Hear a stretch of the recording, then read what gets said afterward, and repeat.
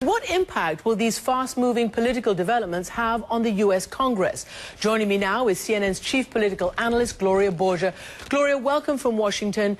What do you think this new proposal to try to get Assad's weapons, chemical weapons, under international law, international control, what effect will that have on the debate underway in Congress?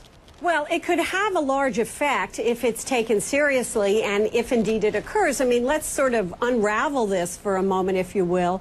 When Secretary of State John Kerry originally mentioned this, we're told it was kind of hypothetical, it was more of a debating point, that it wasn't a serious proposal. He just kind of threw it out there, and then the Russians, of course, jumped on it.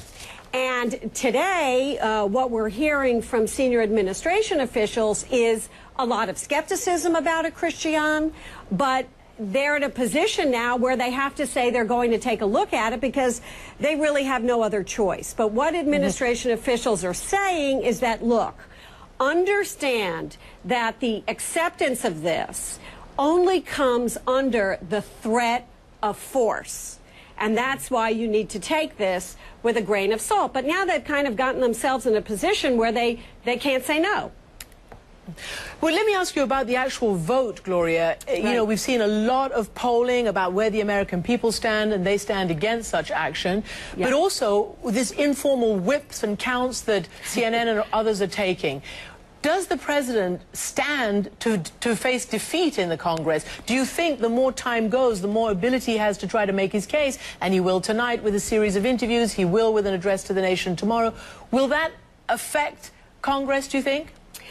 It might affect Congress if it seriously affects public opinion, because in this particular case, I think Congress is following public opinion, not leading public opinion. And so the more people the president can convince, the better it is for him. But I have to tell you, Christian, the Senate is very different from the House of Representatives. Right now, by our vote count, it's about even. There are lots of undecideds, and if you were to bet, you'd have to say the president had a better chance in getting this through the Senate than he would in the House of Representatives. There are even some people saying, look, if he gets it through the Senate, maybe he doesn't even go to the House of Representatives if he believes he has the authority to use force. So there are all different kinds of scenarios that are playing out. Members of Congress are really looking at this Russian proposal right now and kind of glomming onto it, because if they can avoid a vote, which would be very divisive back home, and if they can avoid an unpopular vote, you know they're going to try and do that, right? Mm-hmm. So they're kind of glomming onto this and saying, well, okay, maybe we ought to listen to what the Russians are saying and try and cut a deal here and avoid the use of force, particularly if it's not time sensitive. Wait for the UN, for example.